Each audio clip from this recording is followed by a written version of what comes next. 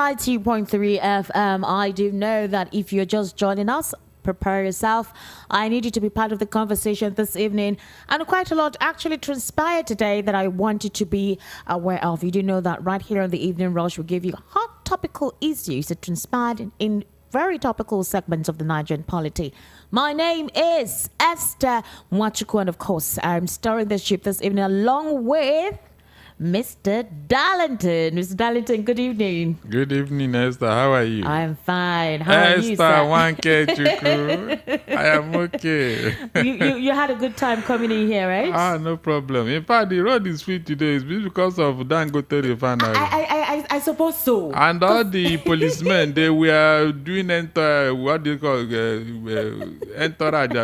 brigade of guard for me. They're trying to. They were standing along the road. Oh yes, apparently they wanted traffic to be free. They didn't want anyone to have issues while they find themselves anywhere they want to get to today. But I'll say the inauguration of the Dangote Refinery is a good one. You know, that's one of the things the conversation we want to have on the Evening Rush. Yeah. And it's been a long time coming. Preparations, I think, over 6 years, or Yeah. 7 years, and it has finally come to fruition. We're going to be looking at the economic opportunities, the boost that will give Nigeria, employment opportunities as well, and possibly, now we may not have to buy petrol for as expensive as we buy it. Hopefully, that's one of the ways we're looking at it. But then we'll have other conversations on that particular segment, whereby what happens to the other refineries, right? The Warri refinery, the refinery in Rivers, these refineries, Kaduna refineries. One will wonder if we had refineries that usually have turnover maintenance, then what happens now that there's a lot of concentration on the Dangote refinery? What happens to those ones? Will it just be like that? Will it just be dormant? The turnover maintenance that they were maintaining, we are not going to hear any good news from that anymore. What's the next phase with that particular aspect whereby we're supposed to refine our own crude oil? What do you think, Mr. Darlington? Thank you, Esther. You see, this is the illogicality in our nation. Our priorities are not always set right. We are supposed to be oil producing nation, yet we don't have oil. We don't have fuel. That will tell you that ab initio, Nigeria was not even prepared to succeed, because the natural resources that God gave us to develop, we are wasting it away. We have 4 state-owned refineries, but Yes. they have become dilapidated and idle due to mismanagement. And then they get what you call turnover maintenance servicing on those refineries. In fact, you are talking of refineries. Those refineries have become carcass. They were never meant to succeed. Okay, Mr. Darlington. Yes. They've been getting turnover maintenance. You know what? It means that in the allocation, financial allocation, budgetary allocation, allocations are being made to go to these refineries to maintain them, to keep them going while they see how they can get them working. So are we saying that turnover maintenance or what money is allocated to those refineries, we're going to the refineries to remain idle and dormant? No. Those refineries, some people are working there. They just take their bath in the morning, Hey. go to the office, sit down, gist, gossip. When the day is over, they go home. At the end of the month, they collect salary. Warri refineries, about 400 people are working there. Kaduna, 600. Port Harcourt, 500 people. All of them they are not producing one liter of fuel. They are not producing, and they are collecting salary over 10 billion. Can you imagine? So I told you that we're a nation of wastage. That is how to describe Nigeria, a nation of wastage. Now, the refineries, under normal circumstances, as an oil-producing nation, are we supposed to be lacking this product? The people that are giving it to us, where they refine it, is it not refineries that are doing it?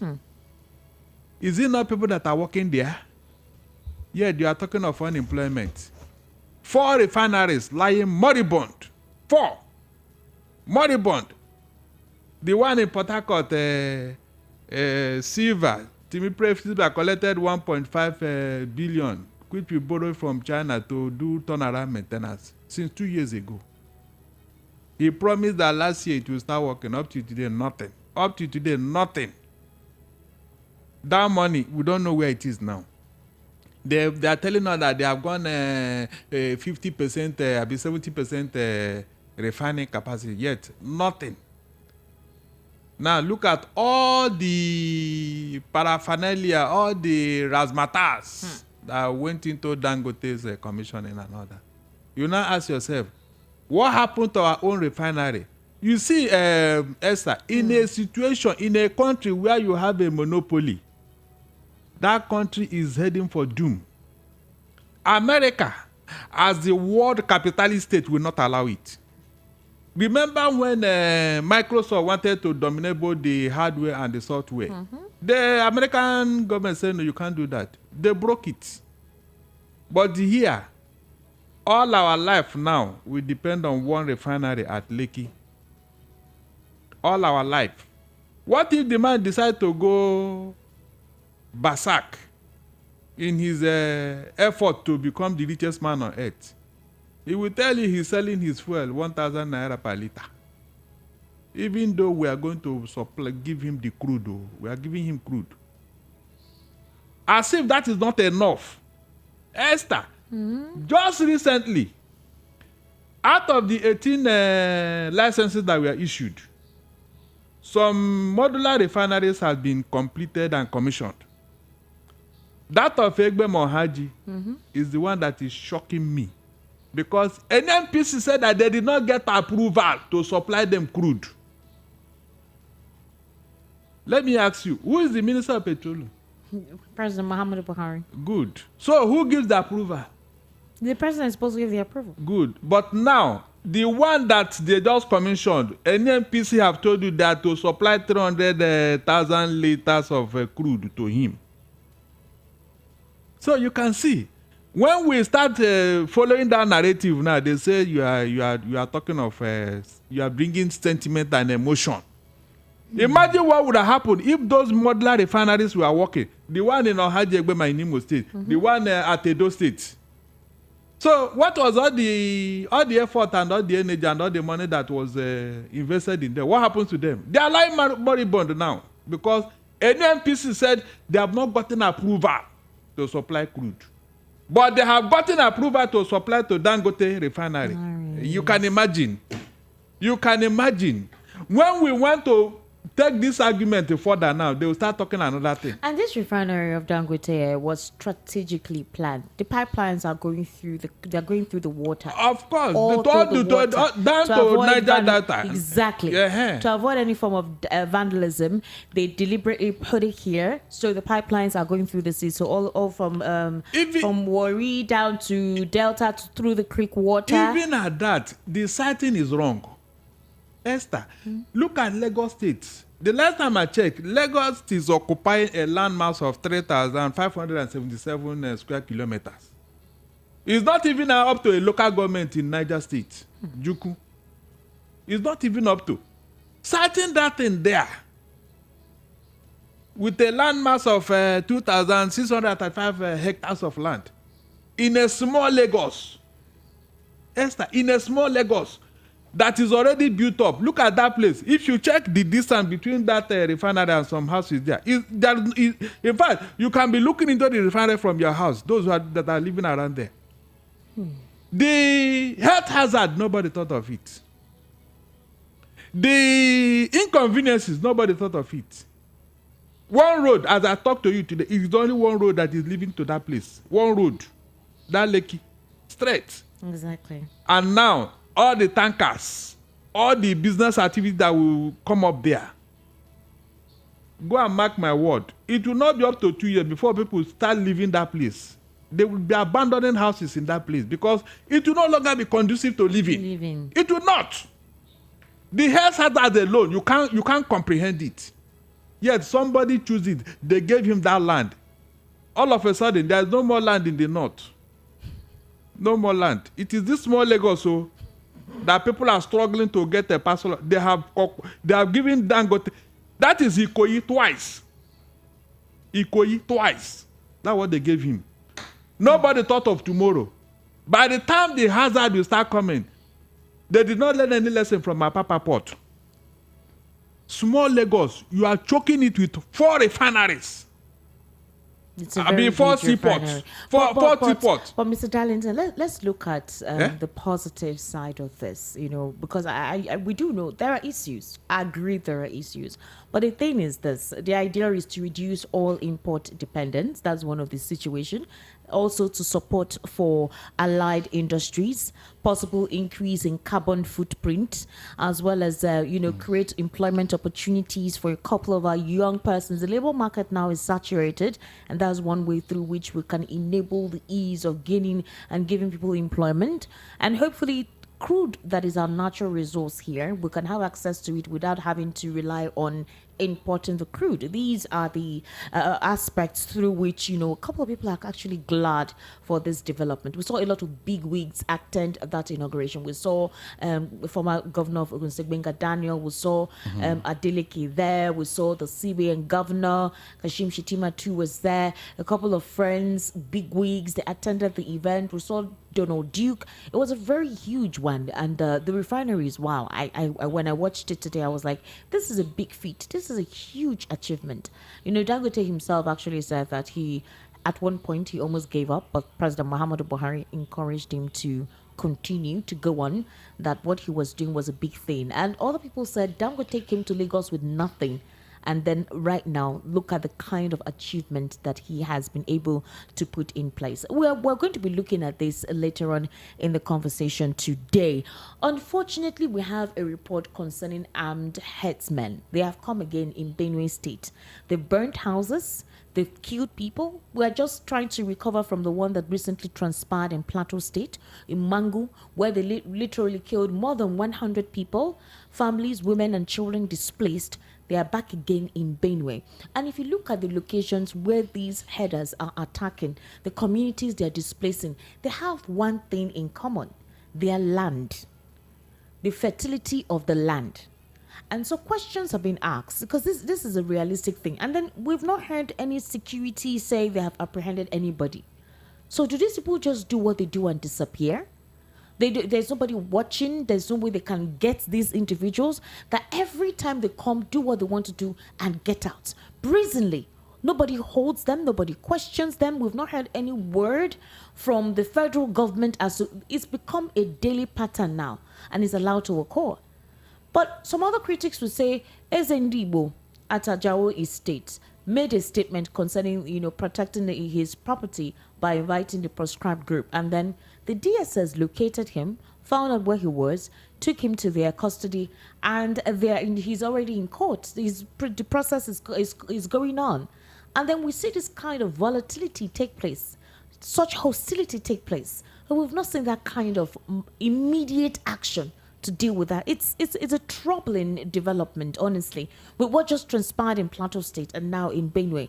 They said they came, they killed, they pillaged, they burnt their house. And so right now, what they do is that they set touch to the houses so people can run out of the house. While they are running out, they are macheting them. That's what they do. Sometimes they burn their shops, they burn their markets, they burn their farmlands down. And once they do what they want to do, they disappear. Nobody locates them. Nobody can see them. That's the question. Do these individuals come to what they want to do and disappear?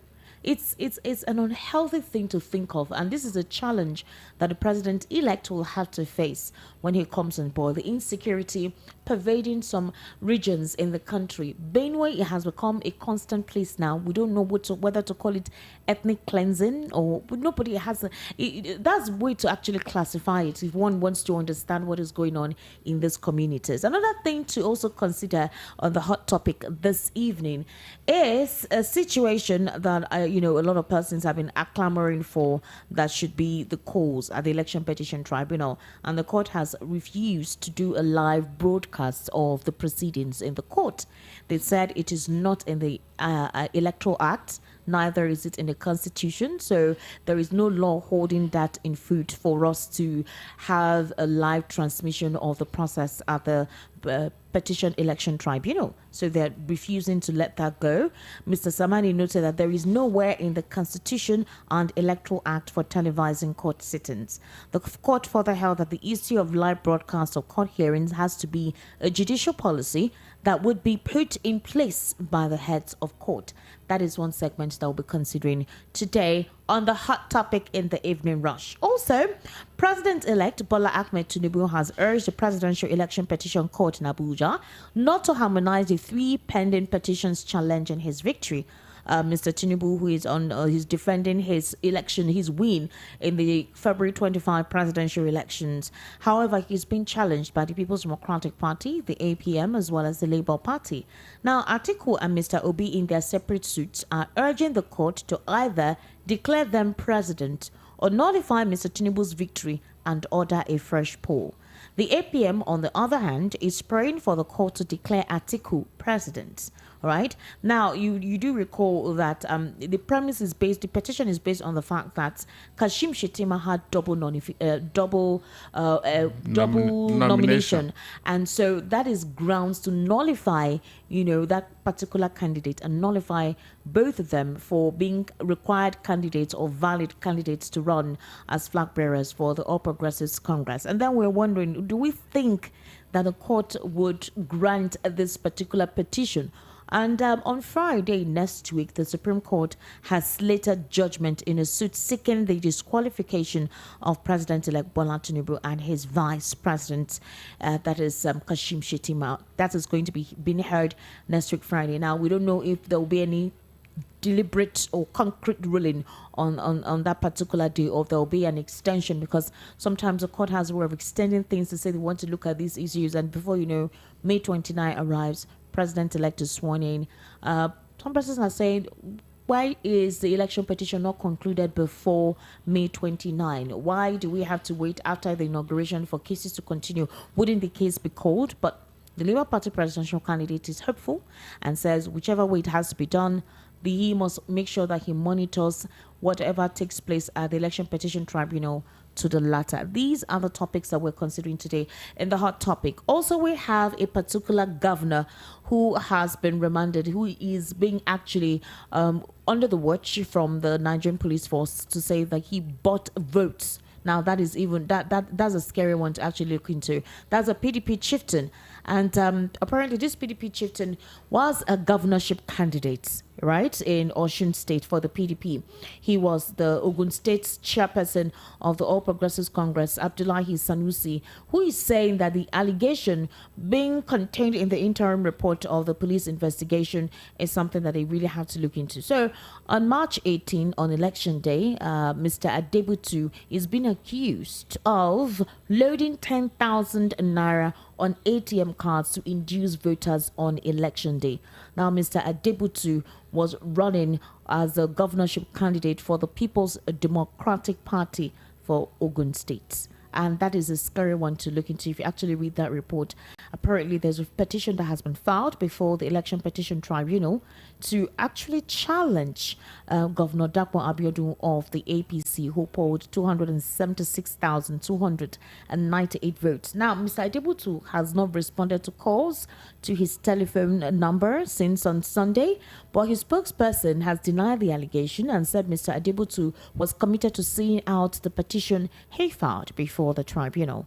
There's a whole case. If we read the story, is a lot. They said he used his mother's Verve ATM card branded in the name of his late mother to buy votes in all polling booths. Apparently, the police is also saying that the PDP also stationed point of sales vendors in every polling booth as an easy means to withdraw cash from the cards. It's a dire circumstance. Remember that he fled Nigeria over threats to his life.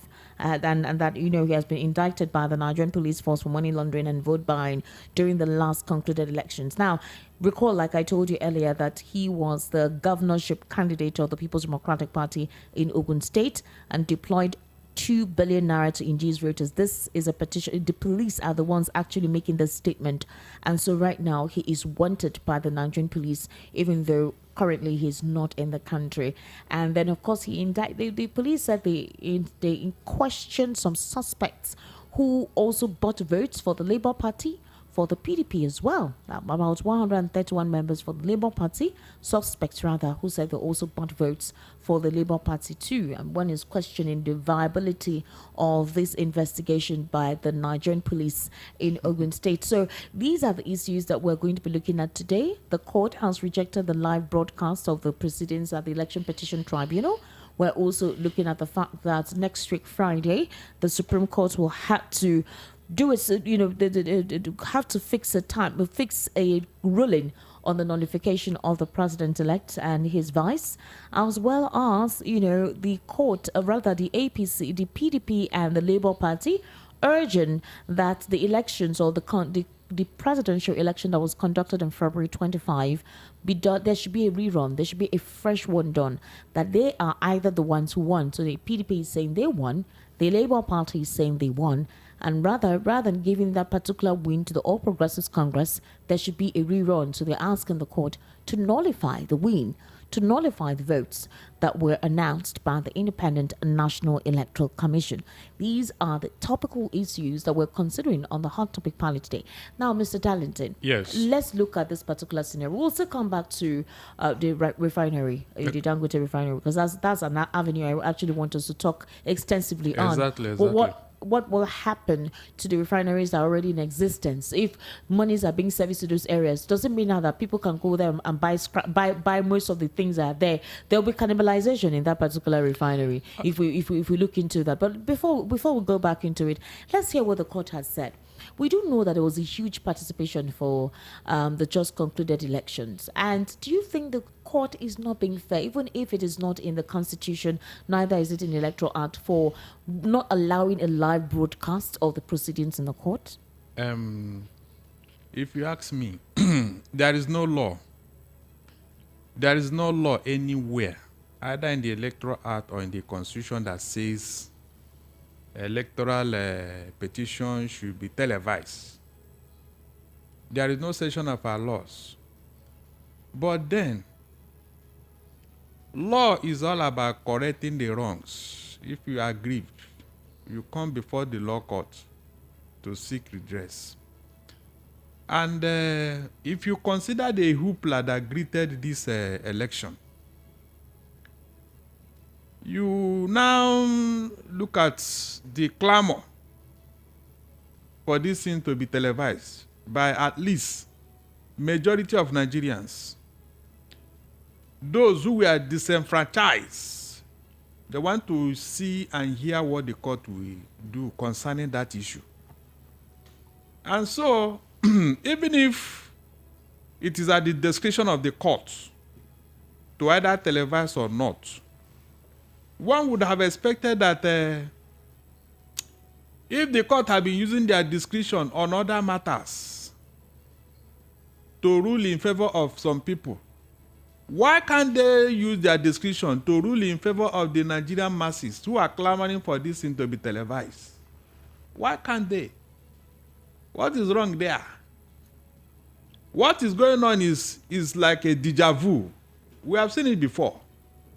In 1979, between Awolowo and Shagari, the same issue came up, the issue of 12 to 3rd. Why the court was trying to unravel that mystery, that mathematical abracadabra produced by Richard Akinjide and his cohort.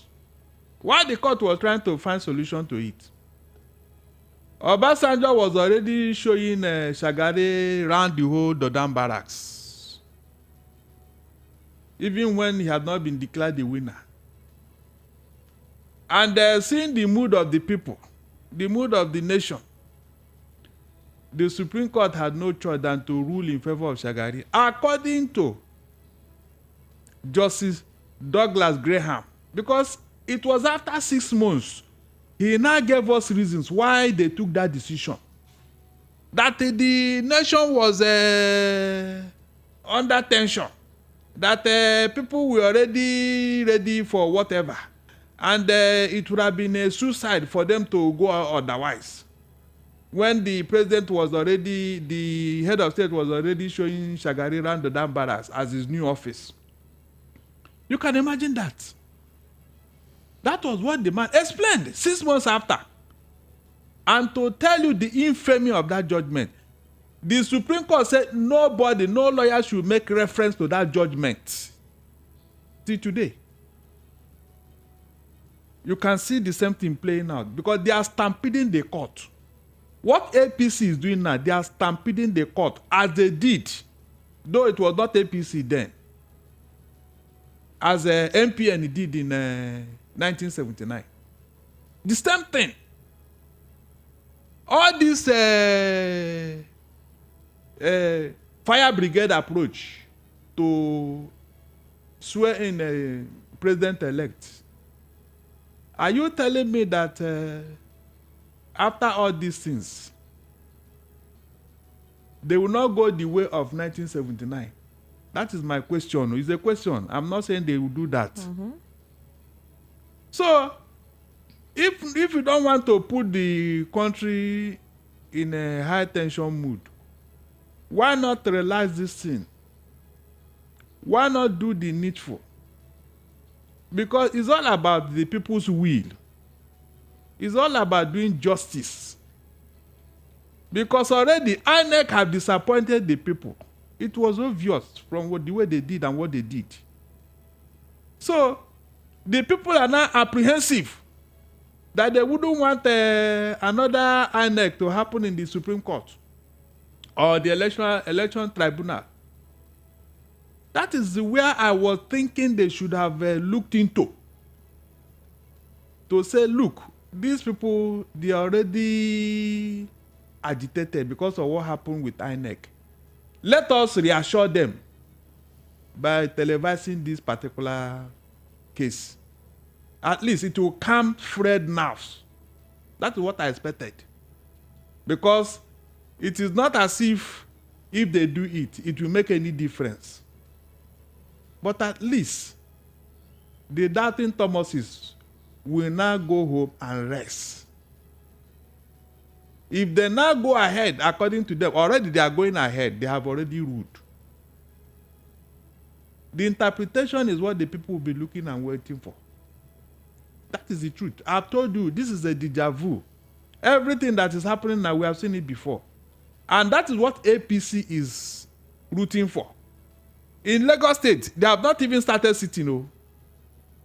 They have not even started. And there are a serious contestation about Sanwo-Olu's election. Mm-hmm.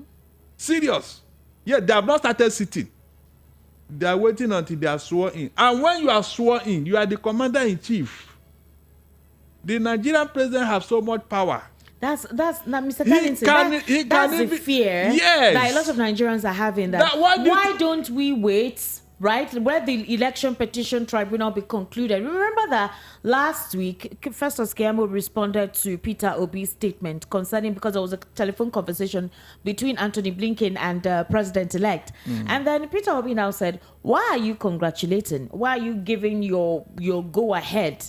Well, what exactly are you trying to do? There are cases at the election petition tribunal. Why don't you wait? And Keyamo is saying that Peter Obi is crying wolf and he should accept defeat. Mm-hmm. Others are saying, okay, the case already as it seems, it almost feels like the APC is here to stay in terms of president-elect winning that. And that they're saying, okay, Labour Party, PDP, allow things to go. Let's move forward. Let's forge ahead. Work with the president-elect, and possibly after this, first full term of Bola Ahmed Tinubu, possibly the next dispensation, then the required change or whatever it is that people want can actually happen. And then others say, do you think it's possible for the APC to let power go to any other person but themselves?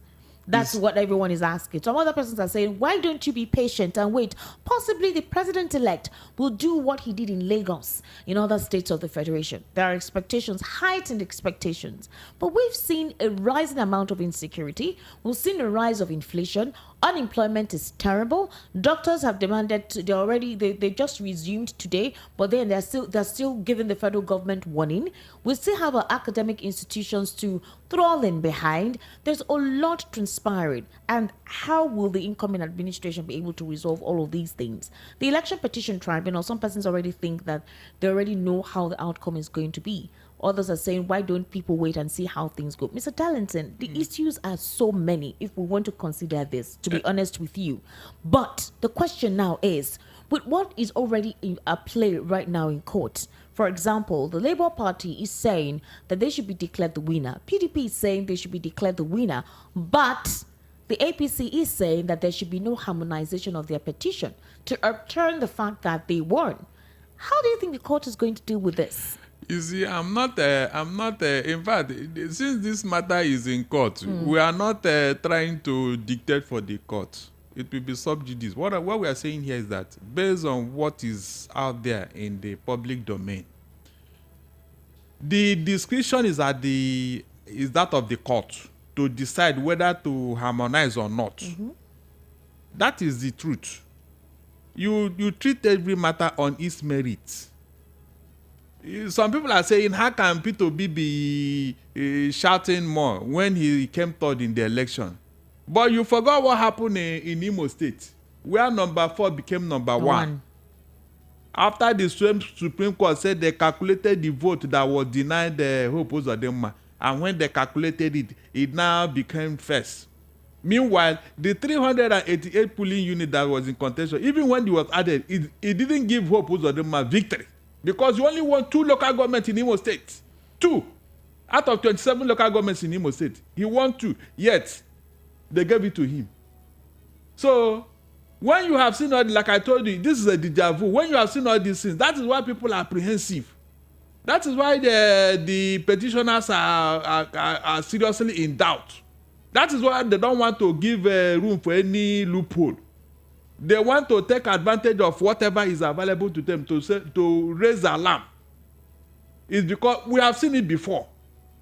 So if anybody is saying, let us allow Tinubu, let him go, let them be this and that, that person is an enemy of democracy. He's the enemy of this country. Because if the man is eventually sworn in, he will be fighting for legitimacy throughout his tenure.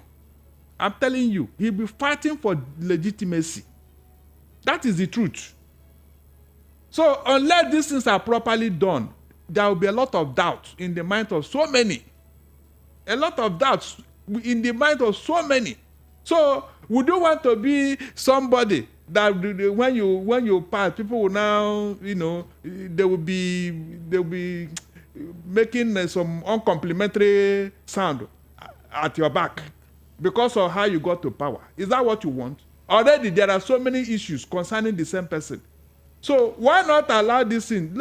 I mean, if I were Bola Tinubu, I should have been at the forefront of telling the Supreme Court to be more open to transmit this thing so that it will help.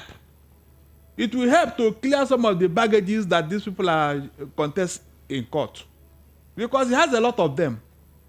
And when you now carry such a person and say, oh, yeah, take, you have won. What happened to all the baggages? In fact, I will even blame our security agencies for clearing some of these presidential candidates. I'm telling you, if they have done their job, some people wouldn't have contested this election in the first place. They wouldn't have contested. So I don't know where the DSS was. I don't know where the EFCC. I don't know where all these bodies went. Maybe that's why they are shouting that Bauer should leave that place. They saw all these things, yet they let it go. And now they are creating problem for the court. Because if you look at Atiku's petition, he listed some of these things. And these are things that the security agencies would have taken care of. And advise whoever that, look, this candidate, we did not find him worthy. And case closed, but they let it go. And now the court is going to... The court may even tell you that, well, since they have been cleared, they have no issue over that. That's the truth. Because there are stages to this thing. Their party allowed it. The security agencies allowed it. The electors allowed it according to them. So let's assume that the people elected them. So The court may come with all these things. Are you getting what I'm saying? So it is not possible for you to gain advantage over your opponent in a contest through fraud, and you are jubilating over it. It's not possible. Look at even when you go for international Olympics or international athletic competition. When it is discovered that you use drug enhancing a performance drug to win that trophy, it is withdrawn from you. Our own Okabere, where is she today? They banned her for 10 years. By the time she will come back now, she would have been 30-something years. That means no more for her. No more. She cannot be running that fast at that age. But here we say, to let peace reign, and then tomorrow the worst things will happen. Remember that even the election of Buhari, it was also well challenged in court. Yes, it was. And they said, let it be. Both the one in 2015 and the one in, though Jonathan left that of 2015, the one in 2019. It was, Atiku went as far as bringing the people that produce those machines for transmitting results. But the annex said that it is not in the electoral law. It has not been signed into law, so they can't use it. Meanwhile, they collected money for it, but it was not used. So when you see all these abnormalities in our electoral system, when are we going to correct it? Esther, when are you going to correct it? Because at every point, they say, let it go. Let us for peace to reign, let it go. This one, let it go. Even when it is obvious that we need to make a correction, they say, no, allow it, let it go for peace to reign. Is the peace reigning? Esther, is peace reigning now? You can see. We keep postponing the evil day. Are they waiting until the people now go into the streets? Is that what they're waiting for? Look at how long we have been passing the buck. To who? When are we going to say, let us get these things right? Because you cannot reinvent the wheel.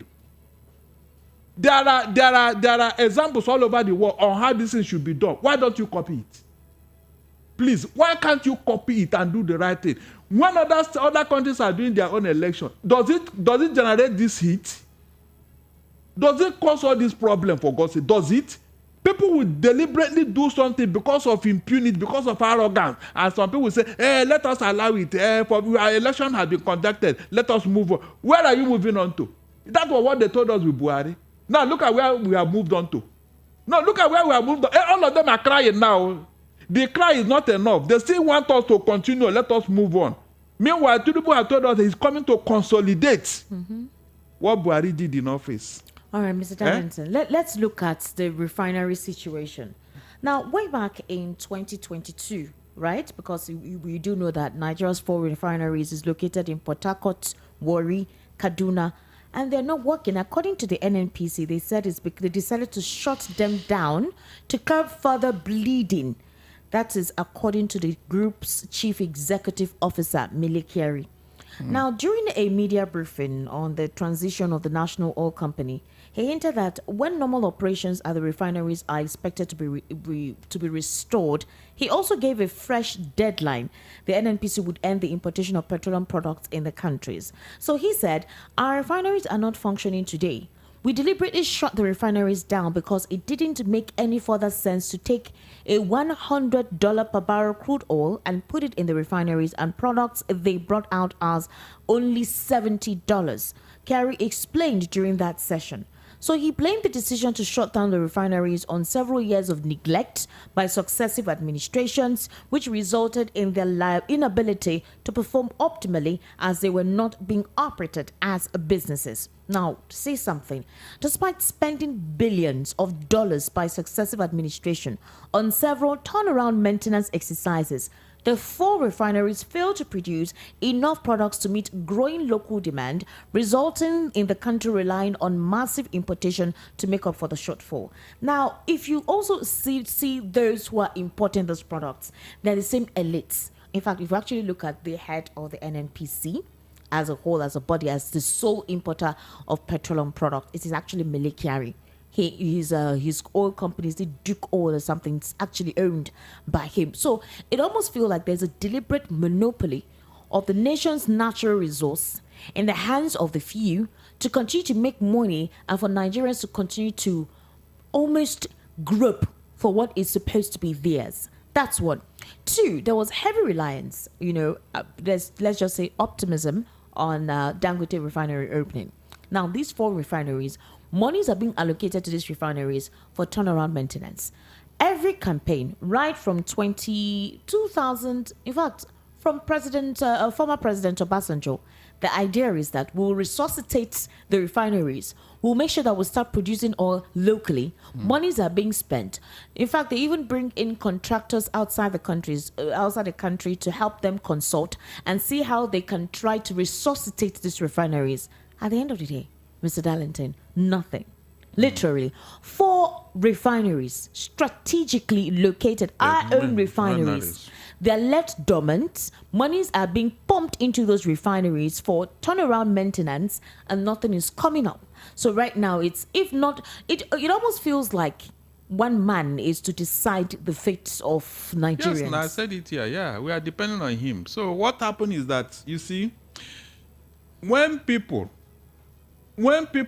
walk their way in a cul-de-sac, they won't even know that they are in a very big mess, because that is where the elite or the leadership of this country are going. They don't know what they are going into. They don't know what they are doing.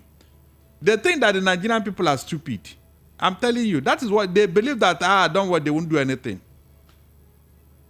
Do you know that the story of our refinery is the story of Ajokuta Steel Complex, the biggest in the whole world, is lying moribund.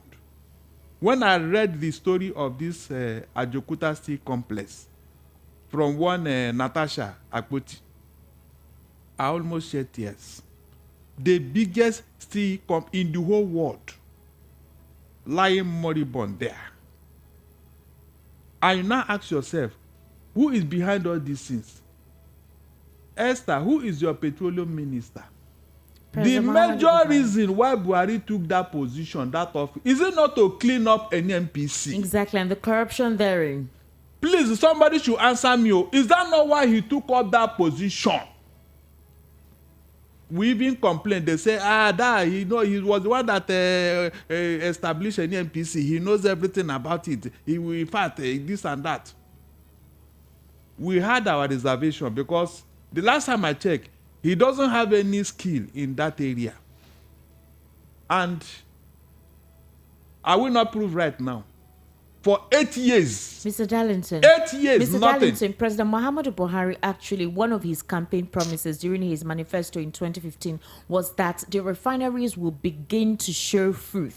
In fact, he made a proverb concerning our local refineries. He said they will spot life, they will begin to work, and we will stop our heavy reliance on imported petrol. In fact, you recall that was when the borders were shut down. He said we're going to try as much as possible to start off our own local production and export our own produce rather than having to rely on unnecessary produce that we import. It got to the point that we import toothpick.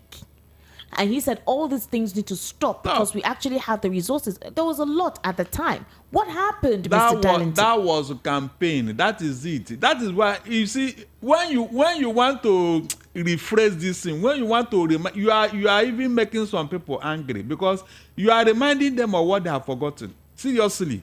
There is no rational human being in Nigeria who will be listening and hearing all these things that will be clapping that, Buhari have done well. All the promises cancelled. SOWORE actually said that Buhari killed Nigeria's refineries. Some would say that beyond Buhari, other administrations too, are complicit in the death of the refineries. Let us leave other administrators or other leaders. Buhari, that was what he promised us. That was his promise. Even if other leaders have done wrong, can't he correct it in 8 years? Are we not supposed to say, okay, yes, it will not be his own CV, that it was under Buhari that our refinery started working? You and I will be celebrating it here. Dangote achieved, one man achieved what the federal government ought Could to not have achieved achieve. in 8 years. Do you know that the concrete that was used, right, said it's able to, in fact, work on about 720 roads within Lagos? The concrete that was used in setting up, in building up that refinery. It tells you that there was commitment and dedication. Why don't we have that from our own government? It's deliberate. I have told you here, it's deliberate. Some people sat down in a room and shared Nigeria. Is it today? Are you not? They sat down and shared Nigeria. So whatever you are saying, that's why I told you that they don't know what they are doing. They think that Nigerian people are stupid. They shared Nigeria and they believe that the status quo will remain. That is why whatever they do, they say go to court. They say do this because they know that nothing will happen. They do it and say it with so much confidence and impunity.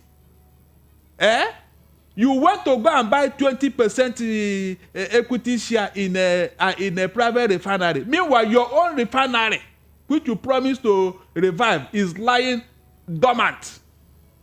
20%, where you paid over $2 billion to buy into Dangote refinery. What does that tell you? Under the same man who promised that it will be Uhuru under his leadership. And nobody has asked him, Oga, come. You promised that you'll be building one refinery every year. What happened? Not even a foundation. What happened?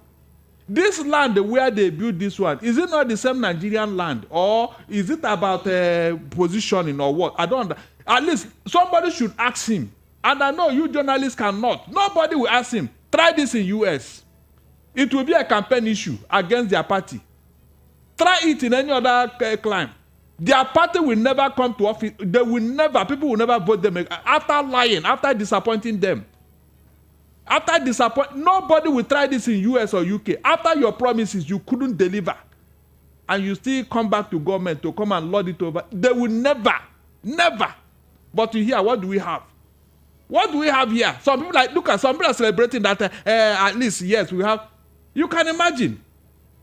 Esther, let me tell you, Dangote is a businessman. Of course. The last time I checked, Dangote said he wants to be #1 richest man in the whole world. And he had laid the foundation for it with his cement and this fuel now. He's not going to be Father Christmas for anybody. He will not. I'm telling you, he will not. He will make maximum profit. Because if he doesn't, that place will collapse. So he wouldn't want anybody to come and tell him stories. He's owing Exim Bank. Some people invested in there. Yes. So he must pay back and then start making profit as soon as possible. That is the truth. So let nobody go and sit down and say, yes, you was. By the way, hold on. Were you not here when they told you that they removed subsidy on diesel? Yes. On kerosene, on aviation fuel. Where is the dividend? Esther, where is the dividend? Tell me, all the subsidy they remove in all these products, where are the dividends to Nigerians? Somebody should answer this question. Please, the dividend, is it not the companies that are closing down because they cannot afford to buy diesel? And then aviation fuel that people can no longer go by air because of the high cost. Kerosene, go and look at it. Meanwhile, they are telling you, do not continue to deforest our green areas. If people cannot afford kerosene, what do they do? Is it not charcoal? Where does charcoal come from? Is it not from the trees in the bush? Look at. They don't think when they are doing something. You say people should not be cutting down trees. So what would they cook with? No, with their spit, Abi. Where is the dividend of the ones you have removed subsidy on? Somebody should answer this question before you are talking of removing subsidy on this and that. But do you know in 2022, Kyari promised that these refineries will come back on stream? In fact, that was basically what he said. He said he's expressing optimism that operations at the refineries were on course to come back on stream. Kyari said when the rehabilitation exercise for which $1 billion was borrowed from Afrexim Bank would be completed by the third quarter of next year, that's third quarter of 2023, at least 90% of their installed refining capacities would be restored. And then he said that although he commended NNPC engineers for their involvement in the rehabilitation of the refineries, he said they would, however, not be involved in the operation of the refurbished refineries. We're waiting for those refineries to commence. We're waiting for produce to come from them. Dangote has inaugurated his. These were existing refineries that get their monies. Dangote has inaugurated his. In fact, he said the first batch of crude that will be refined, that will come out from that particular site there in July. Mr. Darlington, the thing is this. We are a very huge, rich country. What is the why do we seem to have leaders that don't understand the importance of growing your people is as well as growing yourself? I'm telling you, that's why I'm telling you that they don't know what they are doing. They think that this mumu will continue. We have been saying it now. Instead of them to listen to us, they think that we are joking. I told you I have read what happened in other climes when people got tired. Nobody will listen now. They believe that nothing will happen. They have not read history.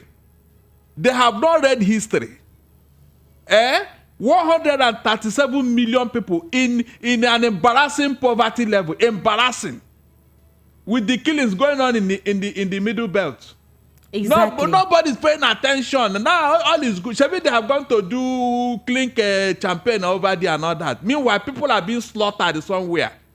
There was a recent one today in Benue. That's what I'm telling you. You. When you were saying it, I was just laughing. You are saying it as if this is the first time. Hold on.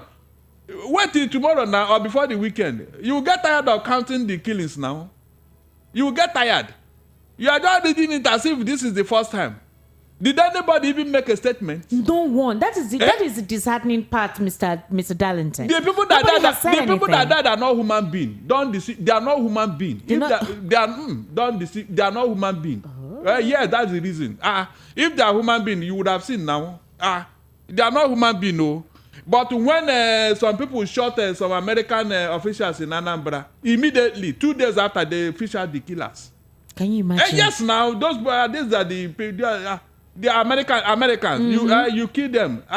They will go and dig out who killed them. These are the people who are human. Your own, they are not human beings. That is how. Look, people are looking for trouble from even Satan, not even God. I'm telling you, there are things you will do. Satan will say, this one is too much. I did not even think of this. Mr. Darlington, they are not only killing, they are taking over their homestead. They chase them out of their house, take over their farmland, take over their houses. And displace them. And yes, now people are living in IDP camp in Nigeria in 21st century. In their own country. Over what? Not even external agreement. Internally. They are the people that claim to be members of the same country. Over what? Please, what is the problem here? Why are they killing these people? What happened? Up till now, nobody was able to find a solution. When it comes to land, space, and allocation, I have told you here. I made a suggestion. Buhari, please, since you know that these people are your kinsmen, they have been fingered. Whether you like it, these are Fulani herdsmen. Please, relocate them, rehabilitate them. There are enough land. I told you here that Niger State alone is the size of the entire Southwest. What is the population of Niger State? 72,000 plus land mass. The same thing with the Southwest. Just tell Niger State, give me at least 4,000 hectares. I mean, it's 4,000 square kilometers of land.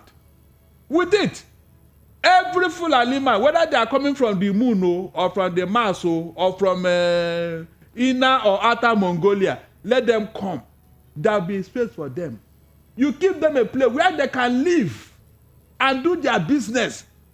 I made that suggestion, not even on this plan. I have severally, when this thing started, they said they are looking for land. I said, what are you talking about? What are you talking about? Were you not riding your car before now? Were you not? What makes you think that when you collect that place, you will not do better? Tell me. Were you not riding your car before? So it's all about greed. I'm telling you, it's all about greed, domination. Ethnic cleansing. And nobody's paying attention. Nobody. Rehabilitate these people. We have seen it happen in other countries. I even gave an example when the slave trade was ended in America. The American government got tired of the blacks because they were becoming so bold and all that. They were beating them and all that. The white men said, look, these people are growing in number. If we allow them, they will overrun us. They now called a meeting in Boise in 1840 and asked them, come, we want to give you freedom and take you back to Africa where you came from. Some of them said, no, we are not going. We have been here for donkey years. Our forefathers died here. We are working. He said, okay. Then some people said they are going. And they rehabilitated them in Liberia. They sent them to Liberia. That was why Liberia became the first African nation to get independence in 1847. They rehabilitated in Sierra Leone. That's why you have Freetown. Liberia liberated. So you can see, they brought all these people back, and now they are first-class citizens in their own country. Buhari rehabilitate these people. Since they said they like Nigeria more than, bring them. We have land in the north. Put them, let them have a place of their own. And all this nonsense will stop. The grass is what they need for their cow. Grass can grow anywhere. For God's sake, grass can grow anywhere. Dubai is a desert country. Are they not eating meat? How are they rearing their own animals? Please answer me. These are things that you can solve without even somebody raising a gun. You allow them to be killed. I want to see how this killing will solve the problem. But the problem now is I want to see. Mr. Darlington, none of them has been caught. How can you count? The government is not making this a priority at the moment. I have told you. An emergency has not been announced on that. 3 days ago in Mangu, Jos, that one, people are serious. In fact, it's so bad that those that went to bury their dead, those Fulani headers came back. Came back. As they were doing the burial. They came back. This is not the first time. Everything you are saying now it has happened more than 1,000 times under this administration. Yet no solution. Esther, no solution. Nobody has sat down and said, look, if we are one Nigeria truly, why would we be killing our people? These people that are killing, they are human beings now. They are Nigerians. It has never touched the heart of anybody to say, these people are human beings now. Why are we killing them? Why do we allow some people to carry gun and allow the other people not to carry gun? Mr. And they are defenseless? These are areas whereby the major means for them of their livelihood is farming. Yes! These areas are the areas that usually gives the nation food. Food basket has of become Nigeria. So expensive. In Plateau, you get places, they actually grow Irish potato. They grow vegetables, cabbage, carrots, the lettuce, green peppers. I mean, it used to be very, very cheap. There's a sweet potato too. Groundnut. Now, these areas that are mostly prone for farming, you can't get food now. Food is so expensive to have access to. Same as well in Benue. Benue people are now in IDP camp. They can't go to the farm. They can't. They can't even go home. These people that are in IDP camp, don't they have a home before? No, please. We are not living in their houses before. Why are they in IDP camp? Why? Who is now in their houses? This is why I told you that some people are looking for a very big problem in Nigeria, but they will not listen. I'm telling you, they will not listen now. We have been saying it. Do the right thing. Remove the hand of a monkey from the whatever before it becomes the hand of a human being. They will not listen now. They will not.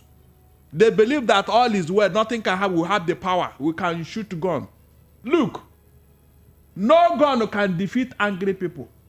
You see when they get angry and say, kill all of us. How long can people endure? Under your watch, these things are going on repeatedly. Repeatedly.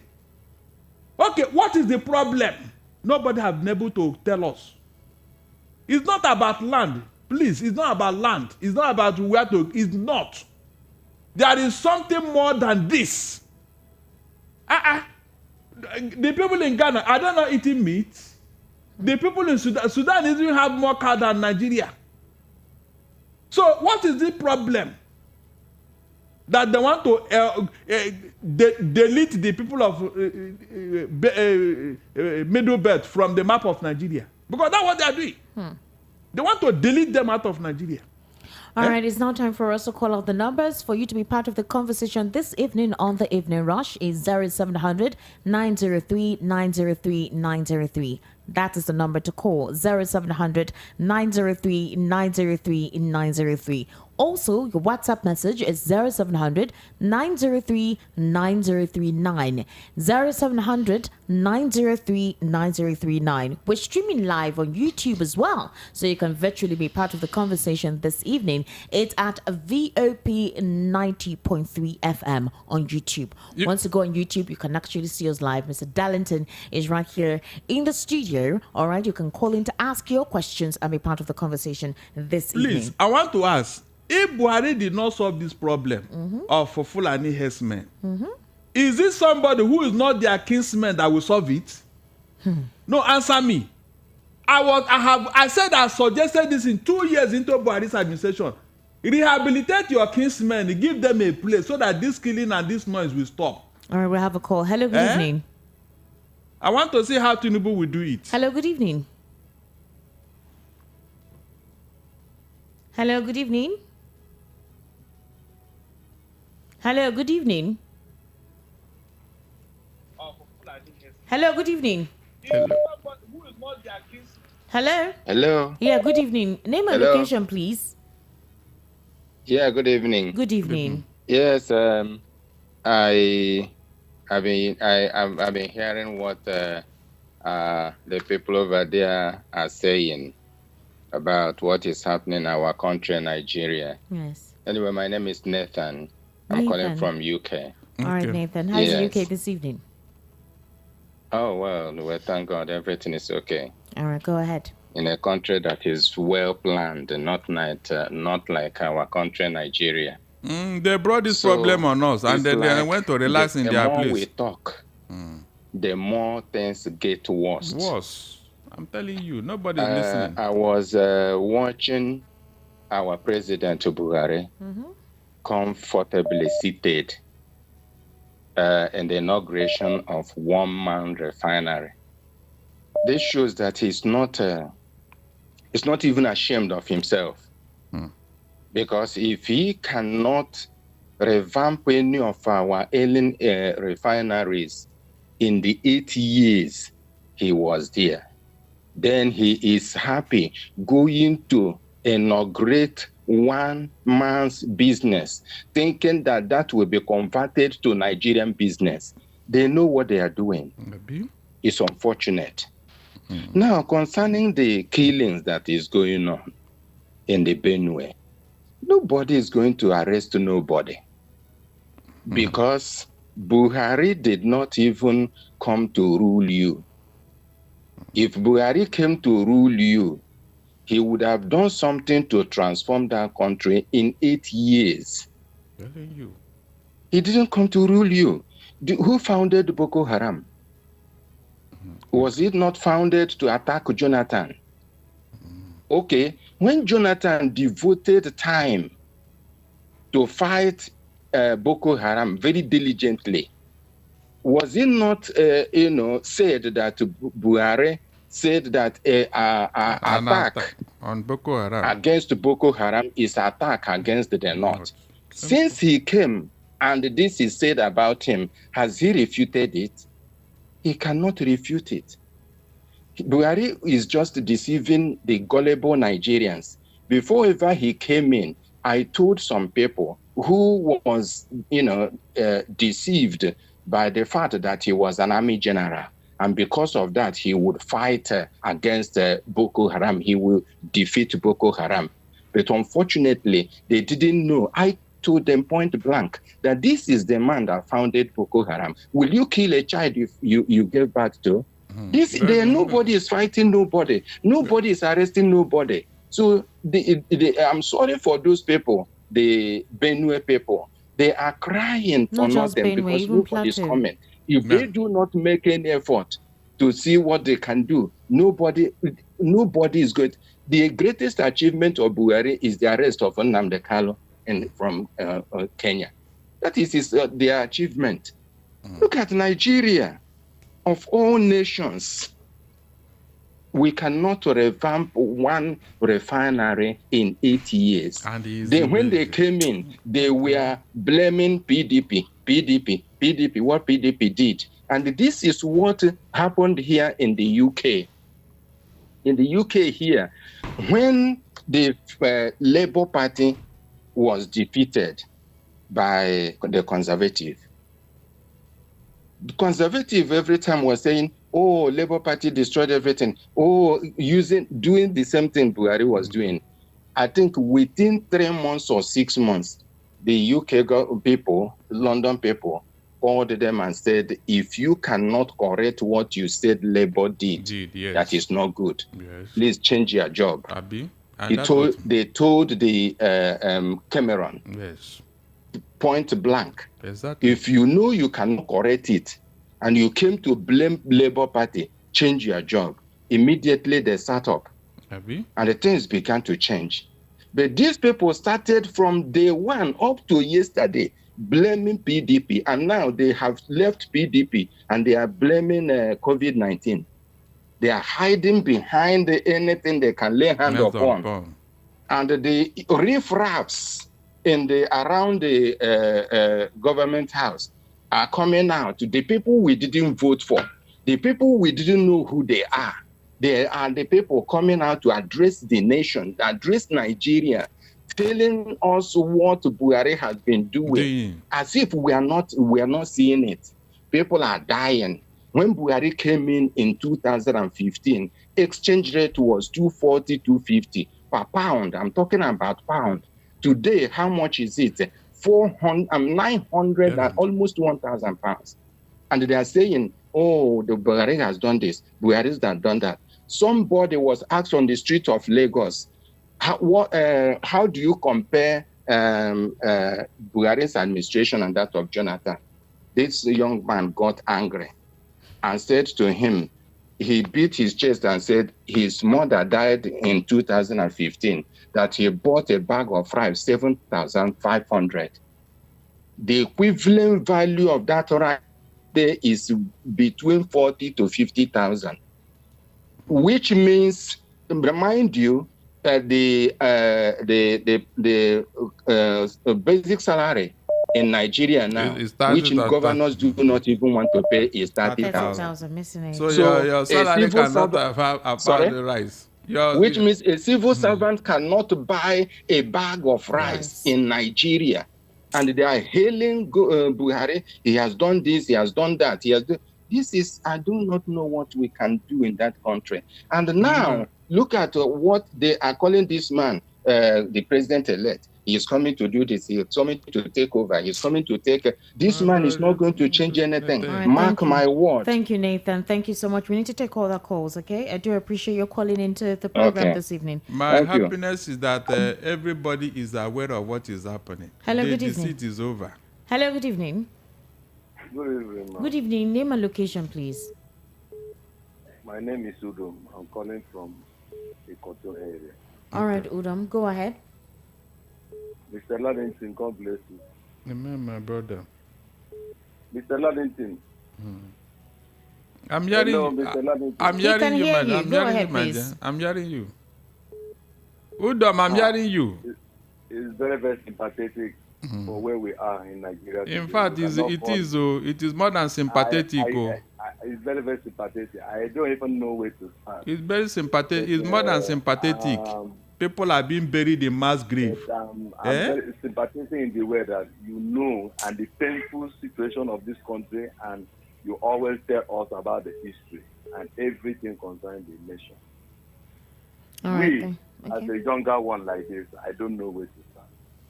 Buhari is trying to come as a revenge or whatsoever that we don't know. That is exactly what I take Buhari for. He's just trying to revenge for whatsoever Fulani. I don't even know the meaning of Fulani, but he's trying to revenge Nigeria for that. All right. Thank you. I don't know where to start. Thank you. Care. Hello, good evening. Hello, good evening. Hello. Okay, I think you need to adjust your microphone or your headpiece. I think you're trying to sort that call out. You can please call us back. Hello? Hello? Hello? Yes, Hello. Good evening. This is Jonathan from London. All right, how are you, Jonathan? I'm fine. All right. Good evening, Mr. Darlington. Good evening, my brother. How are you doing? So how's your day, sir? It's okay. We are fine here. So don't get tired. Don't get tired of the country. I know you are not sounding strong. The Lord is our strength.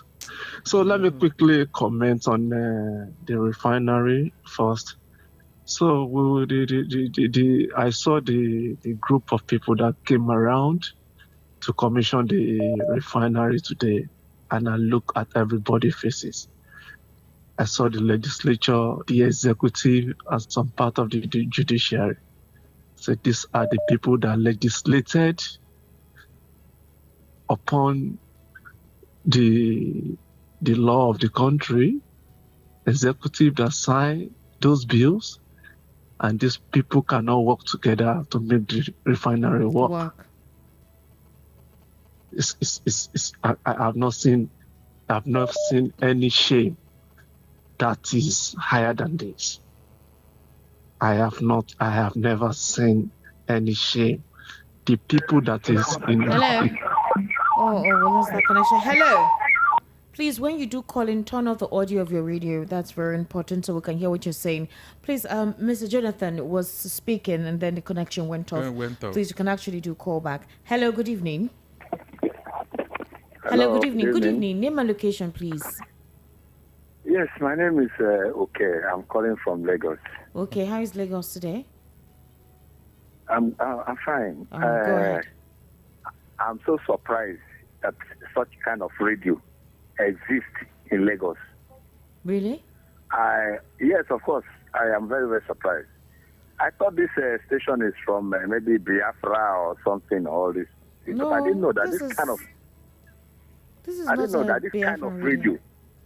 I'm so surprised that this kind of radio that has so much truth about this country can be left. Because I know very soon, wicked people will now come and close it down. So I'm very, very surprised. No, we don't say anything that is outside what is... You said truth. No, we don't... There is no conversation that is outside what is already there. Anyone can actually have access to. Okay. Let's go straight to the issue. Let me be very, very emphatic. The problem with Nigeria is the Yoruba nation. Let me be very sincere. Don't go there. No, don't go there, please. Let's not be tribalistic.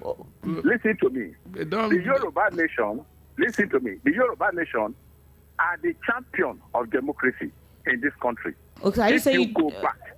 Okay. Yes, if you go back, listen to me. If you go back to the period of Awolowo, Zik, and up to close to this new dispensation, the Yoruba nation is the champion of democracy. You better believe it. But unfortunately, during the period of Tinubu and others, they sort of sold themselves to the Hausas. Right now, it is very difficult for them to buy themselves back. Even the Tinubu that you think is coming, he cannot do anything. He can't do anything. So the issue is, when I heard Mr. Darlington talking so much fact, in fact, I was sick. I felt sick in my house. I just sat down and said, what is all this? I thought it's only me that have this idea or this ideology of how this country has been messed up so much. But I thank God that somebody like Mr. Darlington, and even you, the lady there, could say these things on radio.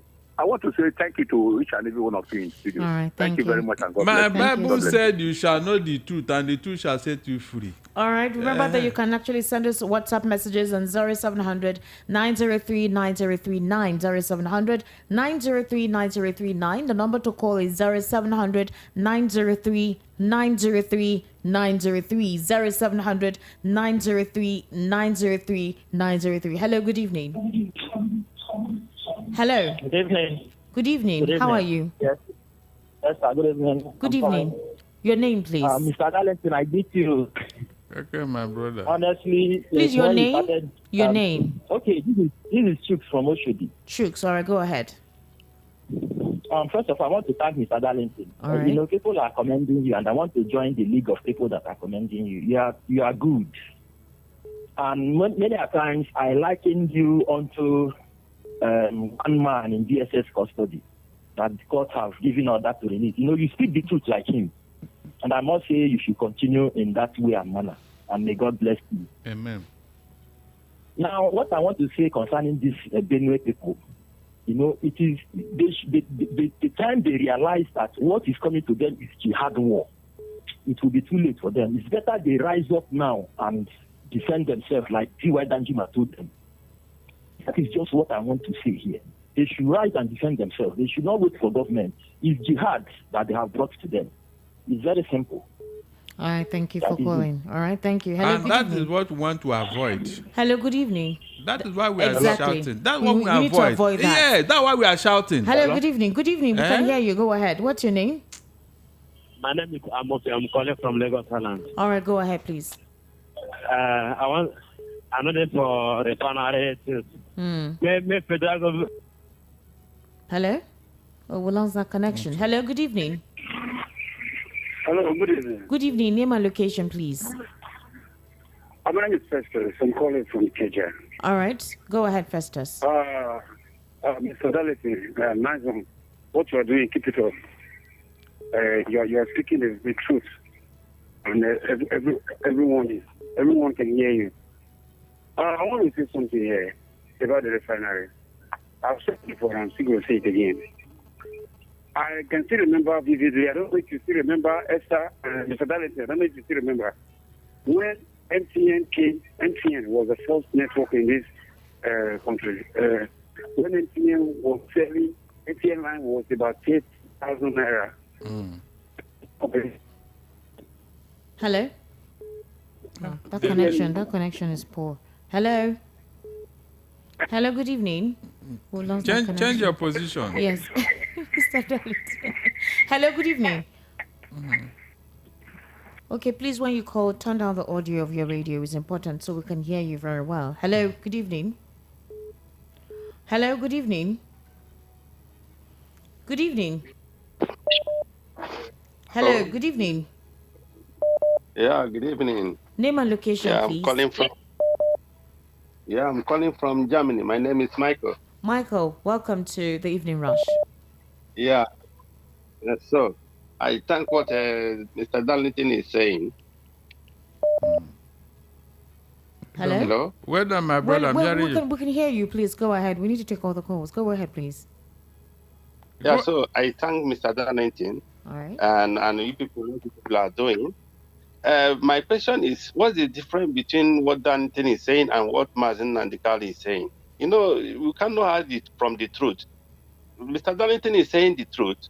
What is happening in Benue State and in Kaduna is not acceptable, because when people keep quiet and things getting out of hand, it's very, very bad. Mr. Darlington is speaking the truth. Mazen Nnamdi Kanu asked people to go kill people. There was bloodshed. Young persons died. Based on that broadcast, a lot of people just followed. This is the situation. We're not trying to encourage that kind of mayhem.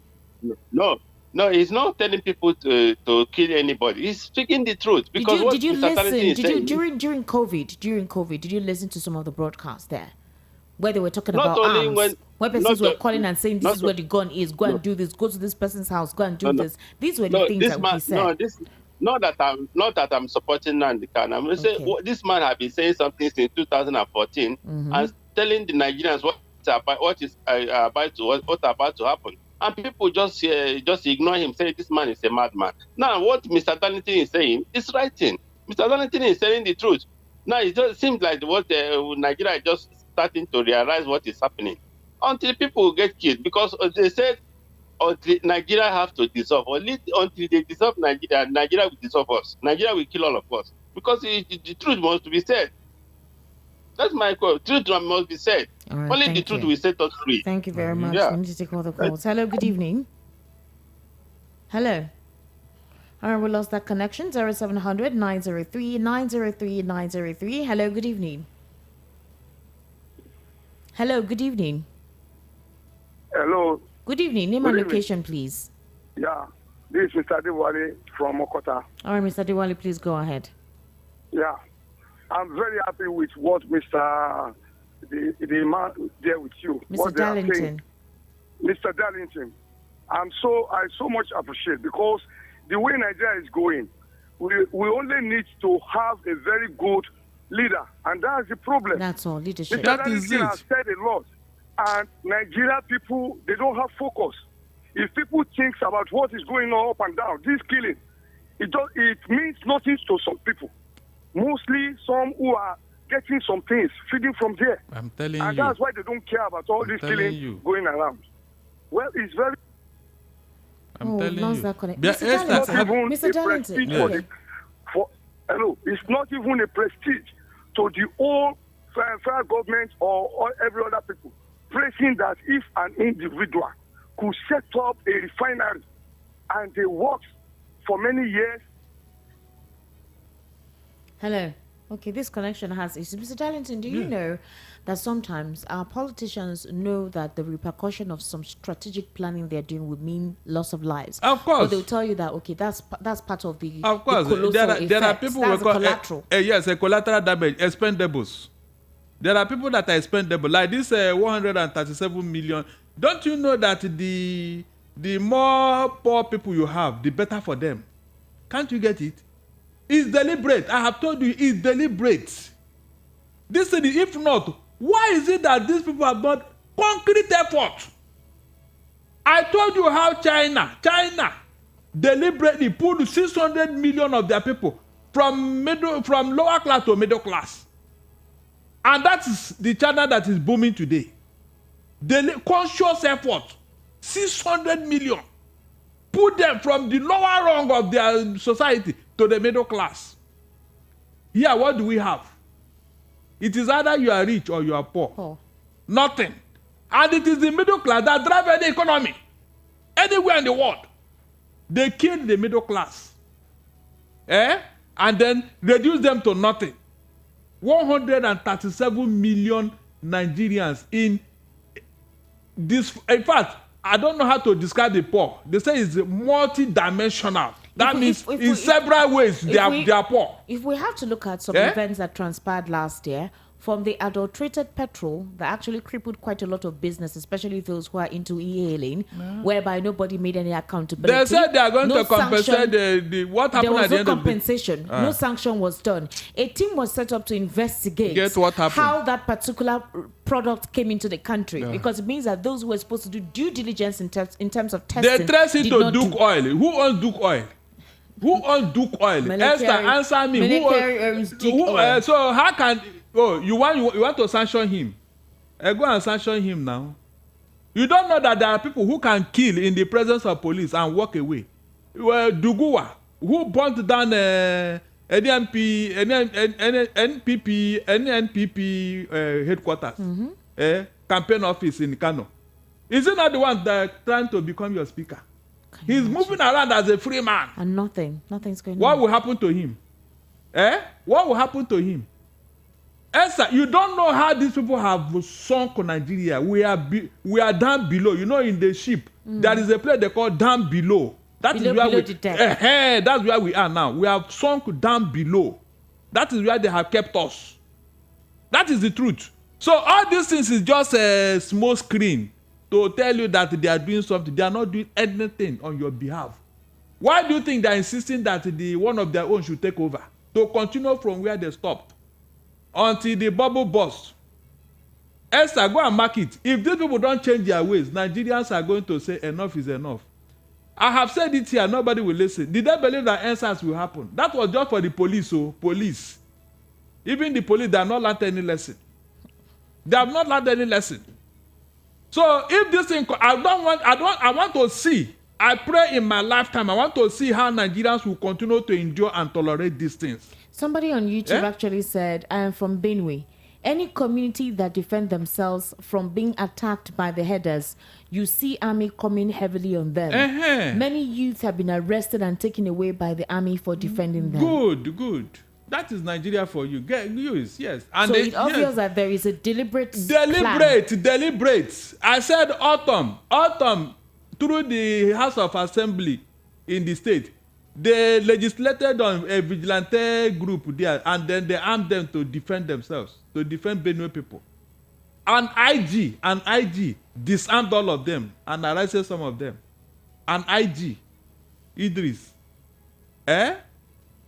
People don't know what is going on. That's why I sympathize with some people who are over here running their mouth. They don't know what is happening. They don't, because it has not affected them. Can you imagine a family slaughtered? Just like that. A whole family wiped out. For what? Tell me, for what? What was the reason? What did they do wrong? Innocent villagers. You go and slaughter them.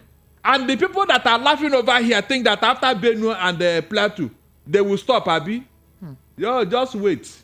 All right, we have some messages. Good Just evening, wait. 90.3 FM. Wisdom said, learn from the ant that knows how to build. But look at Nigerians who have decided to destroy what their fathers has built. You cannot beat a child, still tell him not to cry. Our lives is not in their hands.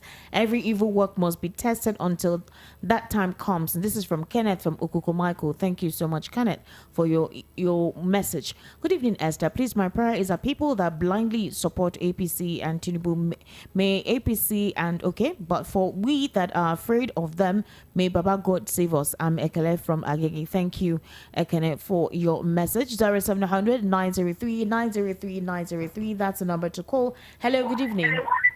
Kindly turn down the audio of your radio, please. Thank you so much. Name and location, please. I'm John Emmanuel calling from Agokota. All right, go ahead, Mr. Emmanuel. Okay. Mr. Darlington, good evening, sir. Good evening, my brother. Good evening. Hello? Good evening. I'm hearing you. Okay. So I just want to pray for Mr. Darlington and both of you there. I want to pray for you. Thank you. I pray that no weapon of the enemy that form up and fashion against you people shall prosper in Jesus' name. Amen. Amen. So no enemy, no matter whatever, speak. You speak the mind of God. God himself knows that you are speaking his mind. Concerning these wicked people that are sitting in Abuja, I already have speak about it. These are evil generation, evil wicked and wicked people. So no enemy of righteousness can be able to attack you people. When you finish, you go. Nothing will happen. I'm a pastor. Thank you, Mr. These Emmanuel. are wicked people. They gang themselves up by building refineries and everything. People are suffering. Thank this is gang up of them. Thank you so much. You see, hello, good evening. Hello, good evening. Hello.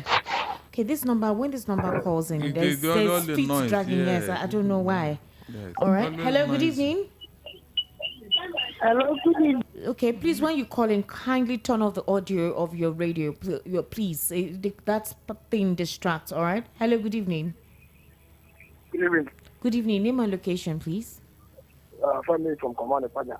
All right, go ahead, please. I greet you. I greet you, my brother. You be my good friend. I am listening for you for that station ready for that install of night. You don't understand like that. I cried. Ask me why now. Why? I saw our politicians, the elite, shamelessly working with that refinery that was open today. I saw the people that are in charge of this country. I saw what they call the conspiracy elite. It was a complete thing. And I cried for this country. Shamelessly. That Blakey road that was bad for so many years, you know they fixed that place overnight. I'm telling you. I was just wondering how much those people that are renting copper they will pay today. Because they made a lot of money. Those guys flew in with helicopter. Almost all of them. Abi? I saw them and I saw the problem of this country. I cried today. I cried. Shamelessly being inaugurated and the president was there. That's why I keep telling my Igbo people, if you are an Igbo man, the problem is not Nigeria. It is not. The problem in this country is the problem of the heat. That is what we have. Igbo people, the people who are there today, the people who are there today, all tribes were being represented. That is the cabal they said to me. If you can understand, that's the full thing of the cabal. This country. Okay.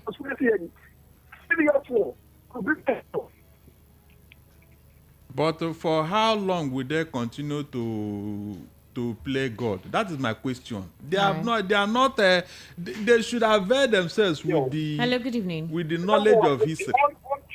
Hello. Good evening. Good evening. Name and location, please. Okay, my name is Ugo. Ugo. All right. Location. Yeah, I'm calling from England. All right, Mr. Ugo. Go ahead, please. I want to appreciate you, especially Esther, Okay, thank for the you. way you're handling this program this evening. Thank you. Good evening, Mr. Darlington. Good evening, my brother.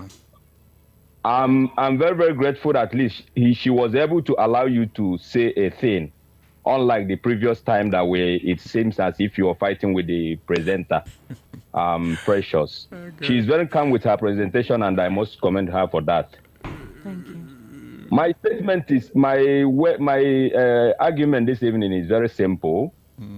I knew little about the Biafran war during the time of Biafra, and I've stayed with one old man from Middle Belt. He narrated a lot of story concerning the war to me, and it is now done to me, it is now obvious to me that it is the Benue, that is the Middle Belt, that actually owns gun and bullet in Nigeria. That they are the people in army. How the mighty are falling like the now. Those, can you hear me very well? Yes, we are listening. Those who are majority in Nigerian army and police cannot defend their land. What kind of manipulation is that? Just overnight. They have been eliminated. The present regime. That those who are in Nigerian army, in Nigerian police, in their great number, because that is what they were assigned to do in Nigeria based on how do I say, the Igbo people say that I think they are more in army and the police. The and TV now, people, they are no longer there. They are no longer there. They cannot defend their land. So what happened overnight? They were all removed. When I hear the word Northerners, it is only used in politics. We the Northerners, and it is laughable. Now, are they no longer the part of the North? I still want to say something. The Bible talks about the Naphtali and the Zebulun, men that are walking in darkness. He said that in book of Isaiah that they are walking in darkness. But when Christ wants to speak, when Jesus wants to speak about them in book of Matthew, he said that they are sitting in darkness, which means darkness has become normal. Killing is becoming normal. And we are so casual about it. So we talk about it in the news, and it is laughable because no action after the whole thing. I want to appreciate you for your courage for saying the right thing, but sometimes if we say the right thing, they will say we are calling for war. It is not that we are calling for war. The people that are in darkness, that are dying in darkness, don't know what they are actually going through. You notice what happened in the book of Nehemiah. Mr. Ugo, we need to take other calls, okay? Thank you. We're running out of time. We need to take other calls. Thank you so much. All right, we do have some comments here. Somebody says, the problem in Nigeria is just tribalism. Benue State, that people are being massacred are the same people that voted APC. Refineries in the country are not maintained, and individuals are doing what they like or what they can. Jesus Presh says, hello, miss. You are now spoiling this broadcast, judging Nnamdi Kanu rather than focus on the truth. Now, I am not making any judgments, but we're being being objective with the truth. And I'm sure you have heard a couple of the broadcasts. We're not saying that he made his own statement concerning how things were going on in the country, but a situation where you advise young people to go to certain individual, you tell them to take arms, to go kill certain persons whom you do not know if precisely committed crimes. That is it. That is what happened. And then you allow the Southeast, go to the Southeast and actually see what's going on there. It became a place whereby young people were killed and macheted and massacred and taken out and nobody can see them. So these are the kind of things that when you hear them, it's important for us to say the truth and be factual about some of these things. Now, we also have, remember, Mr. Darlington, somebody said that when these individuals come and do what they do, because remember that nobody says anything. We don't hear the Nigerian police may just say, okay, yes, it is true, this happened, but then there's no strategic team set up to do something about it. And then the next thing we hear of another attack again. Like I told you, a few days ago, it was in Plateau State. In Mangu, more than 100 bodies were recovered. Women and children have been, no one can actually find them. No one knows where they are. And it's really, it's appalling. It's appalling because, like the caller just said, killing has become a normal thing in this part of the world. So when you read it's in the news, you will now be like, now wow, God protect I and my family.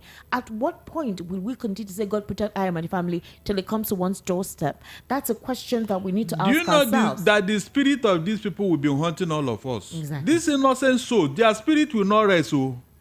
Their spirit can continue to haunt Nigeria till thy kingdom come. I'm telling you. All right. When you murder an innocent soul, he will never happy. He will be troubling the land. Hello, good evening. And you are asking why Nigeria is not moving forward. Good evening. Name and location, please. Good evening. Hello. I can hear you. We are hearing you. Yeah, we are hearing you. Okay. This is Bishop Ago from Ejibu. All right, Bishop Ago. So, local government. Yeah. I want to appreciate you what you are doing, and moreover, the government himself there is speaking the mind of the whole nation. And when you talk about the Dangote refinery, why can't that be where the whole nation carry the treasure of the nation in the hands of one person who has in charge of all the business here and there? Schmidt is there, that is there, if they hand the water. Does how many Nigerians they are giving license to make this importation and that importation? And they handed the whole Nigeria to one person. And today we are praising one person that Nigeria have handed over the whole nation to his hand. That is number one.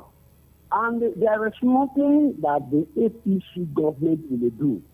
I know if they will do otherwise, they Nigerians are watching them. They are watching them. What they will see, they will never believe it at all. Whatever they want to do, let them go and do it. They're killing a baby.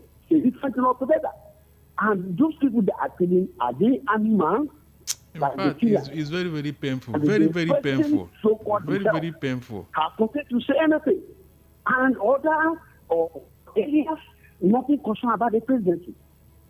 All right. The Bible says the evil that the men do will live in their present and after them and generation of their life. If they can handle human beings, they handle Nigerians as if they have the authority. All right, thank you. We need to take other calls. Thank you so much. I do appreciate your call. All right, we have messages. Let me read them. The people must have a will. If they don't, there's nothing the government can do. South Africa is an example who go from Lagos. Thank you for that message. This is Chukwudi calling from Lagos. I think the Nigerian motto should be in truth we stand and not peace and unity, because there is none. Let's tell it as it is. Okay. Good evening, Mr. Darlington and my loving Esther. Thank you. Thank you for your work well done. Some people were rejoicing because of Dangote Refinery. Dangote is a major cause of our problem in this country. How much is Dangote cement now? Superget, even ordinary sugar. In fact, I'm short of words. May God help us. My name is Nke Oputa. Okay. All right, Nke, thank you for calling. Somebody, okay. This is a good evening, Mr. Darlington. I greet you, sir. APC government has dealt with us, but they should remember that they never saw NSAS coming. Imagine all the 4 refineries in Nigeria. Federal government could not make it work, and they are congratulating an individual private man. Ibeto was one of the first person in Nigeria to sell cement, and they denied him license. What of Innocent, the man that is producing cars, but the license was denied there. There is a monopoly being played here. Prince from Ilasa. And Prince went ahead to say now federal government has given Dangote all the license which they could not give to some Nigerians. Dangote has been granted license in food, in cement, and now in petroleum. They should not tell us that the $800 billion they borrowed was used in the construction of the refinery. All right. Okay, so Ima from First Tech, good lady in the studio, and Mr. Darlington, thank you so much. When we check the activity of the bandits and headsmen, which President Muhammadu Buhari refused to label terrorists and hence has given the free hand to carry out their plans. Remember, the government would tell you they have reduced Boko Haram to the minimum, but it was the doing of ISIS to kill Shekaral, former Boko Haram leadership, because he attacked a mosque as well, and that was defeating the purpose, because they need religious empathy in the world's eye. They don't really exist as they are not proclaimed. The plan is to complete the claim of the state in phases. To all those who went for the opening of the refinery. Okay, I'm not going to read that out there. Please, let's be mindful of our words, okay? Good evening, Esther and Mr. Darlington, my man of the year. As we are counting down to the end of a disaster, nightmare, and wasteful government of the current administration, they're handing over to another, and that couldn't come for national debate. They couldn't face-to-face questions by journalists. They designate questions given to them to another. The buy vote, okay, all of this is in the election petition tribunal. Let's see how the messages, let's see how the court handles the cases. Okay, you're ready to read this message. Okay, let me read that. Hi Esther, greetings to Mr. Darlington. According to experts and another media, the money pumped into Dangote's refinery by Nigeria government can actually build a refinery with a capacity of 600,000 barrels per day. I'm telling you. The APC government refused to build any refinery despite all the promises they made pre-2015 and billions squandered in the name of turnaround maintenance on existing refineries. They want us all to depend solely on one man. Nigeria is deliberately designed to fail Nigerians. Remember that the same Dangote in the 80s and 90s, he was the sole importer of our essential commodities. And he was not paying duties at the port. He was giving waivers. Dangote was giving waivers on essential commodity. He was the sole importer. The sole importer. It was Obasanjo that told him, you have imported enough rice. Oh yeah, stop. Before he now went into manufacturing. He was the sole importer. But he will come and tell us, his great-grandfather gave him 500,000 that he used to start business. Which business did you start? Was it not dollar and pounds? Hello, good evening. Hello, was it not dollar and pounds? Good evening. Name and location, please. Yeah, this is from command. What you said? Femi from command of Lagos. Femi? Yes. All right, Femi, please go ahead. Do you know that it is confirmed today, for those that understand history, that the Northerners own this country? Yes, it's confirmed today. The presidential elect was not there. And we, the Yorubas, know the reason why. But we won't say that on the radio. And what Mr. Yanni said is true. From 8 till today, do you know that Dangote is still giving a lot of waivers? Till today. As I'm talking to you now, you can go make your findings. If the sugar is selling at 4 to 5. How much is he buying diesel? How much is Dangote buying diesel for his factories? Today that the Northern diesel. This country, how much is he buying it? And we the Yorubas know. We know that was why Tinubu was not there. It is confirmed today. No, but when we talk, the Southwest say we are doing this. Look, if we have been united, like the so-called Northerners are united, and then we'll tell them, brother, we own this country with you now. When you want to, we have a 3 yam in the plate. Let us share this yam now. You will take your own and take my own. So what will I eat? Hello, good evening. Nobody will ask them. They will collect anything. Meanwhile, you are the one working. You are the one doing the work. Go ahead. Your name and location, please. Hello. My name is Taiwo from Morley. Your name is? Hello, my name is Taiwo calling from Morley. All right, Taiwo, please go ahead. Good evening, my brother. Nice to hear from you. This country, I said it several times. If I say the way they are running this country, I think we don't have the country at all. But people will say, I should not say like that. I should not say like that. For 8 years, Buhari was there. Buhari didn't come to come and rule us. He was just come to come and cut number. The former president. That's what Buhari just come there to come and do. So people will be calling him. I think people will be reading history now. To read history, they say Buhari is one time Nigeria president before. That's what that man come there to do. He didn't come to come and do anything for this country. In fact, for voting for that, in fact, I'm not voting for the man anyway. But voting for the man or even become Nigeria president, it will be a mistake for us. And again, I see something that is. You see all these ideas, all these things that we are talking about. If another person come there, they really want to work, and these people know they will counter them and kill them seriously. There will not be anything like all these ideas, all these people ideas.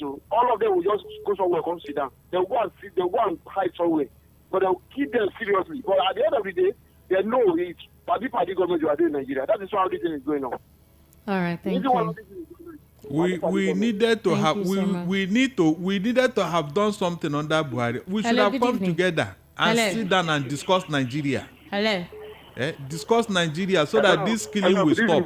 Please go ahead. This is Emeka everyone from Ejigo. All right, go ahead. This is the evening rush. Yeah, good evening. Good evening. I hope Darlington there will be missing Joy. Missing who? Joy. Precious. Precious. Precious, rather. Precious. Darlington, sorry. Okay. But don't make yourself another girlfriend before Precious comes back. Don't worry yourself. Leave that one for us. Good. I want to ask one question. Yes. Is it not too late for us to cry when the head is already off? Are we still going to amend? Because I still repeat, and I have this belief, the best time to have planted a tree was 20 years ago. But the second best time is now. I want to ask, with another 8 years under APC, are we sure Nigerians will survive it?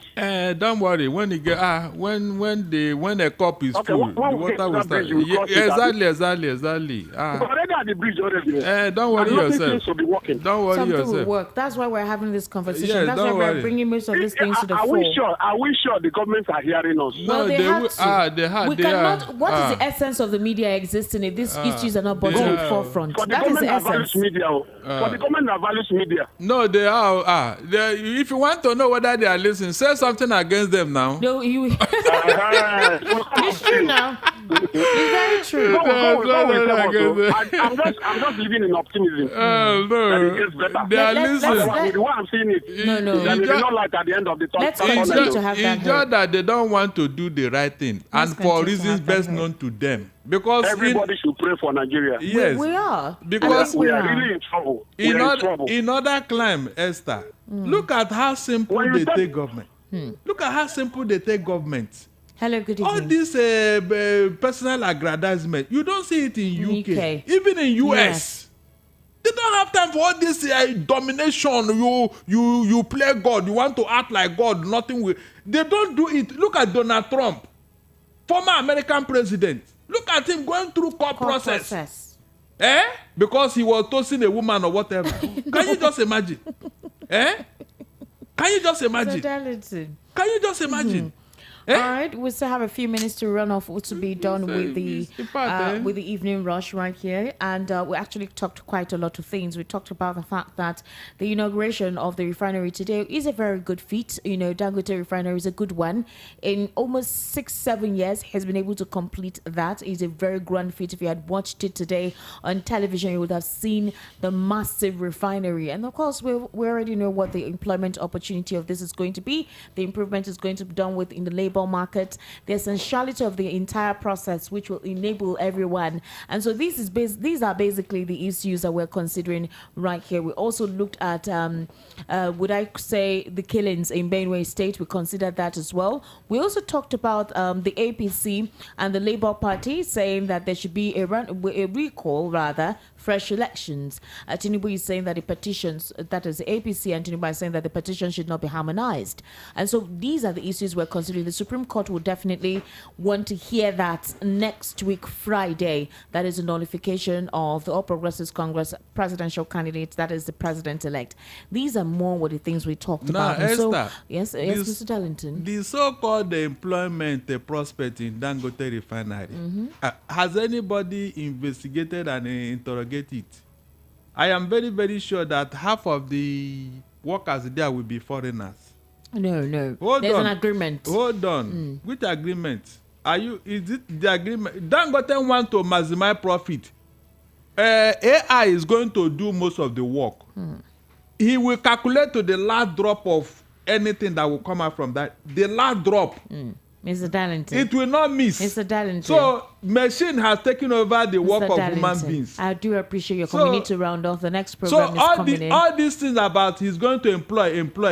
We had it before these people came into office. So we had it. All right, thank you. At the end of the day, what happened? Mr. Darlington. As to what they said that they are investigating. We need to round off. Hold on. The vote buying they talked about.